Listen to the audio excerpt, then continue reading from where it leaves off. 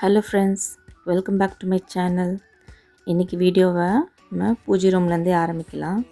Evening பூஜை பண்ணேன், சரி அப்படியே உங்களுக்கும் பூஜை ரூம் காமிக்கலான்றதுக்காக வீடியோ எடுத்தேன். நிறைய சாமி இருக்கும் எங்கள் வீட்டில். எங்கள் மாமியார் வச்சுருந்தாங்க. அதுக்கப்புறம் நாங்களும் சென்னையில் செட்டில் ஆனதுக்கப்புறம் நாங்கள் வச்சுருந்த சாமி இது இங்கே ஏற்கனவே இருக்கிறது. அதுக்கப்புறம் சில பேர் கிஃப்ட் கொடுத்துருப்பாங்க இல்லையா, அவங்க ஞாபகார்த்தமாக கோயிலுக்கு போயிட்டு வந்து கொடுத்துருப்பாங்கல்ல, அந்த மாதிரி வச்சு நிறைய ஆயிடுச்சு. ஸோ எல்லா சாமிக்கும் பூ வச்சுட்டு விளக்கேற்றினேன். ஆக்சுவலி நான் இன்ஸ்டாவில் ரீல்ஸ் போட்டிருந்தப்போ நிறைய பேர் டிஎம் பண்ணியிருந்தாங்க, பூஜை ரூம் டூர் காமிங்க அப்படின்ட்டு. அதுக்காக தான் சரி எடுக்கலான்ட்டு எடுத்தேன் எல்லாத்தையும்.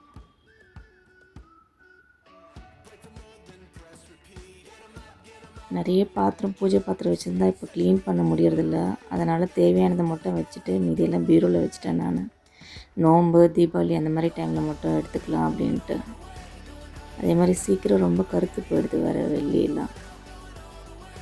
பூஜை ரூம் ஓப்பனாக இருந்தால் மோஸ்ட்லி கருத்து போயிடுது. உங்களுக்கு பூஜை ரூம் பிடிச்சிருக்கான்னு கமெண்ட் பண்ணுங்கள். இப்போ நான் டின்னருக்காக திணையில் பொங்கல் பண்ண போகிறேன். அதுக்காக ஒரு கிளாஸ் அளவுக்கு திணை எடுத்திருக்கேன். இதில் பாசிப்பருப்பு போடணும். ஒரு 1/4 கிளாஸ் அளவுக்கு பாசிப்பருப்பு எடுத்திருக்கேன். தனித்தனியாக ஊற போட்டுக்கோங்க. ஏன்னா திணை 2-3 வாட்டி நல்லா க்ளீன் பண்ணணும். ஏன்னா அழுக்கு மாதிரி வரும் அதில் தண்ணி. நம்ம பாசிப்பருப்பு ஒரு வாட்டி அலம்பினாலே போதும். ஸோ ரெண்டுத்தையும் நல்லா ஒரு 1/2 மணி நேரம் கிட்ட ஊற வச்சிங்கன்னா பொங்கல் நல்லா சாஃப்டாக வரும். அது ஊறத்துக்குள்ளே பொடி அரைக்கலாம். இட்லி பொடி காலி ஆகிடுச்சு. சரி, அதை அரைக்கிறதுக்காக கருப்பு உளுந்து எடுத்துருக்கேன், உருட்டு உளுந்து. அதில் 1 ஸ்பூன் அளவுக்கு வெள்ளை உளுந்து சேர்த்துக்கோங்க. ஏன்னா அது நல்லா வறுபட்டுடுச்சு. நம்ம இந்த வெள்ளை உளுந்து கலர் பார்த்தாலே தெரிஞ்சிடும். அதுக்காக அதில் 1 ஸ்பூன் மட்டும் வெள்ளை உளுந்து சேர்த்துக்கோங்க. எண்ணெய் எதுவும் தேவைப்படாது மோஸ்ட்லி கருப்பு உளுந்து வறுக்கிறதுக்கு. நல்லா செவக்க வறுத்துக்கோங்க. முடிஞ்ச அளவுக்கு இட்லி பொடி செய்யும் போது கருப்பு உளுந்துலேயே செய்யுங்க. ஏன்னா லேடிஸ்க்கு, பெண் குழந்தைக்கு தான் ரொம்ப நல்லது. அதனால் இந்த மாதிரி இட்லி பொடி இல்லைன்னா கஞ்சியில் தான் நம்ம முழுசாக சேர்த்துக்க முடியும். இட்லிக்கெலாம் மோஸ்ட்லி ஒயிட் கலரில் யூஸ் பண்ணுறோம். ஸோ அதனால் இதில் சேர்த்துக்கோங்க. அடுத்து கடாயில் 1 ஸ்பூன் எண்ணெய் விட்டு கடலைப்பருப்பு வறுத்துக்கிறேன். நம்ம உளுந்து எடுத்த அதே கிளாஸ் அளவுக்கு கடலைப்பருப்பு எடுத்துக்கிறேன். கடலைப்பருப்பு நல்லா செவக்க வறுத்து எடுத்துக்கோங்க.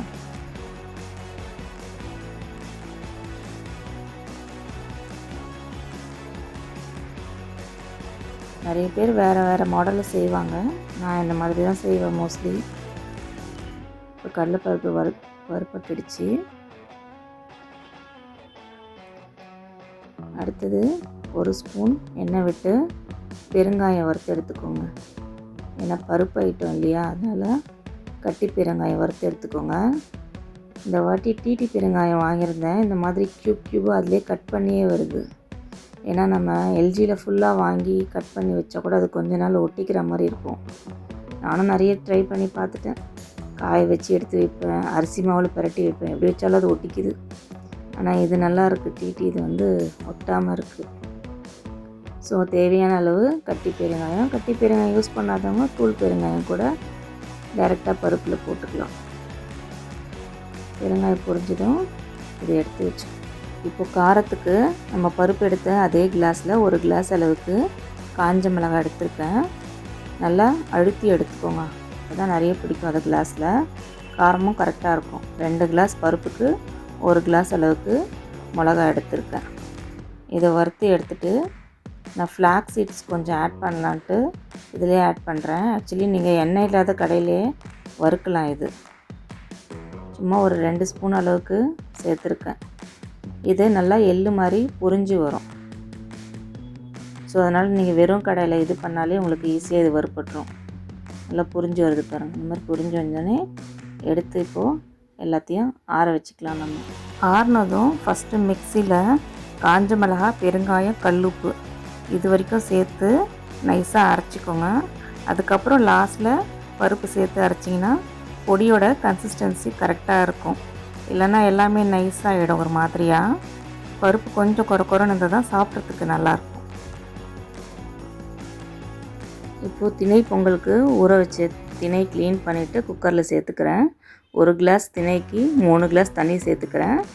பருப்பையும் இதில் சேர்த்துக்கோங்க. பருப்புக்கு எக்ஸ்ட்ரா தண்ணிலாம் சேர்க்கல நான். தண்ணி பத்தலைன்னா நம்ம வெந்ததுக்கப்புறம் கூட சுடு தண்ணி ஆட் பண்ணிக்கலாம், பொங்கலில் பிரச்சனை கிடையாது. ஸோ இது எல்லாத்தையும் குக்கரில் ஆட் பண்ணிவிட்டு மஞ்சள் பொடி, பெருங்காயம், உப்பு இதெல்லாம் சேர்த்து மூடி போட்டு ஒரு 5 விசில் விட்டு எடுத்துக்கலாம். நம்ம கொஞ்சமாக நெய் விட்டுக்கோங்க. ப்ரெஷர் அடங்கினதும் ரிலீஸ் பண்ணலாம். அதே மாதிரி எப்பவுமே மில்லட்ஸில் கொஞ்சம் நெய் சேர்த்து சமைச்சா நல்லதுன்னு சொல்லுவாங்க. அதுக்காக நெய் கொஞ்சம் சேர்த்துருக்கோம் நம்ம அதில். குக்கர் ப்ரெஷர் அடங்கிறதுக்குள்ளே நம்ம சட்னி அரைச்சிக்கலாம். அதுக்கு மிக்ஸி ஜாரில் தேங்காய், பொட்டுக்கடலை, 2 பச்சை மிளகா, தேவையான அளவு கல்லுப்பு எல்லாம் சேர்த்து நல்லா நைஸாக தண்ணி விட்டு அரைச்சி எடுத்துக்கோங்க. சட்னி அரைச்சி ஒரு பாத்திரத்தில் மாற்றிட்டு நம்ம தாளிக்கிறதுக்கு ரெடி பண்ணோம். கடுகு, கருவேப்பிலை தாளித்து போட்டால் சட்னி ரெடி ஆகிடுச்சு. இப்போ பொங்கல் ப்ரெஷர் அடங்கினதும் ஓப்பன் பண்ணியிருக்கேன் பாருங்கள். நல்லாவே சாஃப்டாக வெந்திருக்கு. தண்ணியும் கரெக்டாக இருக்குது பாருங்கள், அடி பிடிக்காமல் இருக்குது. இன்னும் உங்களுக்கு குழைவாக வேணும்னா நீங்கள் இப்போது சுடு தண்ணியை லைட்டாக ஊற்றி மிக்ஸ் பண்ணிக்கலாம். இப்போது பொங்கலை தாளித்து சேர்த்துக்கலாம் வாங்க. அதுக்கு ஒரு கடாய் வச்சுருக்கேன். கடாயில் தேவையான அளவு நெய் விட்டுக்கோங்க. தாளிக்கிறதுக்கு முந்திரி பருப்பு, மிளகு, சீரகம், பொடியாக நறுக்குன இஞ்சி, கருவேப்பிலை இதில் தான் நான் சேர்க்குறேன். எல்லாத்தையும் நல்லா வறுத்து பொங்கலில் சேர்த்துக்கலாம். நீங்கள் தாளிக்கிற கரண்டியில் கூட தாளித்து கொட்டிக்கலாம் பொங்கலை. நான் பொடிக்காக வறுத்தேன் இல்லையா, அதனால் அந்த கடாயில் தாளிச்சிருக்கேன். அதே மாதிரி கொஞ்சம் நேரம் கழித்து நாங்கள் சாப்பிட போகிறதுனால லைட்டாக சுடு தண்ணி மிக்ஸ் பண்ணி மூடி வச்சுருக்கேன். ஸோ திணை பொங்கல் தேங்காய் சட்னி எப்படி இருந்தது ட்ரை பண்ணிவிட்டு சொல்லுங்கள். திரும்பவும் மார்னிங்கு நான் விலாக் ஸ்டார்ட் பண்ணுறேன் ஃப்ரெண்ட்ஸ். அதுக்கு சமையலுக்காக அரிசி, சாம்பாருக்காக பருப்பும் புளியும் ஊற வச்சுருக்கேன். காய்கறி முள்ளங்கி, கத்திரிக்காய், கேரட், பீன்ஸ் எடுத்து வச்சுருக்கேன்.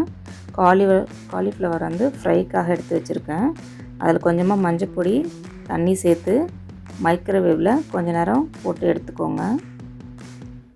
பருப்பு நல்லா ஊறினதுக்கப்புறம் குக்கரில் பருப்பும் தண்ணி, 2 தக்காளி பழம், அப்புறம் பெருங்காயம், மஞ்சள் பொடி, சீரகம் இதெல்லாம் விட்டு நல்லா ப்ரெஷர் குக் பண்ணி எடுத்துக்கோங்க.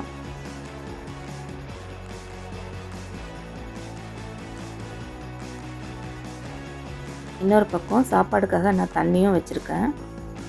காலிஃப்ளவரில் தண்ணி வடிச்சிட்டு மசாலா சேர்த்துக்கலாம். தேவையான அளவு ரெட் சில்லி பவுடர் சேர்த்துக்கிறேன். அதுக்கப்புறம் 2 ஸ்பூன் அளவுக்கு கார்ன்ஃப்ளவர் மாவும், 2 ஸ்பூன் அளவுக்கு மைதா மாவும் சேர்த்துக்கிறேன். உங்களுக்கு மைதா மாவு இஷ்டம் இல்லைன்னா நீங்கள் கடலை மாவு, அரிசி மாவு சேர்த்துக்கலாம். அது கூட கொஞ்சமாக கரம் மசாலா, உப்பு எல்லாம் சேர்த்து லைட்டாக தண்ணி தெளித்து பிசைஞ்சிக்கோங்க. பக்குவம் பார்த்துக்கோங்க. ரொம்ப தண்ணியாக இருந்ததுன்னா இல்லை மாவு இன்னும் கொஞ்சம் ஆட் பண்ணிக்கோங்க, கோட்டிங் நல்லா பைண்ட் ஆகணும்னா. இதை மூடி வச்சிடலாம், கொஞ்சம் நேரம் ஊறட்டும். நம்ம இப்போ சாம்பார் வச்சுட்டு வந்துடலாம். அதுக்குள்ளே பருப்பு ரெடி ஆகிடுச்சி. எல்லா காய், வெங்காயமும் கட் பண்ணி ரெடியாக இருக்குது. பருப்பு நல்லா மத்து போட்டு நல்லா மசிச்சு எடுத்துக்கோங்க. சாம்பார் அப்போ தான் திக்காக நல்லாயிருக்கும். இப்போ இதிலே நம்ம கட் பண்ணி வச்ச எல்லா காயும் சேர்த்துக்கலாம். புளி தண்ணியும் ஊற்றிக்கலாம். அதுலேயே சாம்பார் பொடி, உப்பு எல்லாத்தையும் போட்டு தேவையான அளவு தண்ணி போட்டு சும்மா ஒரே ஒரு விசில் விட்டால் போதும். ஒரு பக்கம் சாதம் ரெடி ஆகிட்டுருக்கு. இப்போது நம்ம காலிஃப்ளவர் பொரிக்கிறதுக்காக எண்ணெய் ஊற்றிருக்கோம். காலிஃப்ளவரை நல்லா செவக்க பொரித்து எடுத்துக்கலாம்.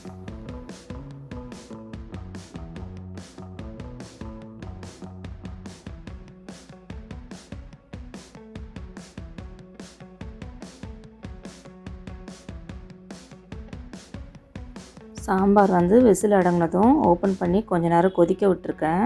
ஏன்னா அப்போ தான் அந்த ரா ஸ்மெல், மிளகாத்தூள் ஸ்மெல் இல்லாமல் இருக்கும். காலிஃப்ளவரும் முடிய போது, பொரித்து முடிக்க போகிறேன். சாம்பார் கொதிக்கும் போது கொத்தமல்லி நல்லா கட் பண்ணி சேர்த்துக்கோங்க.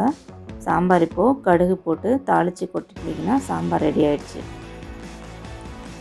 காலையிலே இந்த மாதிரி நீங்கள் செஞ்சிட்டிங்கன்னா உங்களுக்கு இதோட நைட்டு டின்னருக்கு தான் வேலை இருக்கும். காலையிலே இப்போ நம்ம பிரேக்ஃபாஸ்ட்டு சாப்பாடு எல்லாமே ரெடி ஆகிடுச்சு. காலையில் அதே மாதிரி டிஃபனுக்கு நான் இன்றைக்கி தோசை தான் ஊற்றிட்டுருந்தேன். ஸோ தோசைக்கு இந்த சாம்பார் வச்சு கொடுத்துருவேன். ஸோ எல்லாம் ரெடி ஆனதும் கொஞ்சம் ஆற வச்சு நம்ம பேக் பண்ணிக்கலாம். என்னோடய சமையல் உங்களுக்கு பிடிச்சிருக்கான்னு சொல்லுங்கள். அதே மாதிரி இந்த வீடியோ உங்களுக்கு யூஸ்ஃபுல்லாக இருந்தால் மறக்காமல் சேனலை சப்ஸ்கிரைப் பண்ணி சப்போர்ட் பண்ணுங்கள். காலிஃப்ளவர் பொரிச்ச எண்ணெய் இவ்வளோ தான் இருக்குது மிச்சம். இதை வந்து மறுபடியும் சூடு பண்ணாமல் ஏதாவது நம்ம பொரியல் தோசை அந்த மாதிரி ஊற்றி காலி பண்ணிவிடுங்க. அடுத்த வீடியோவில் நம்ம சந்திப்போம். பாய்.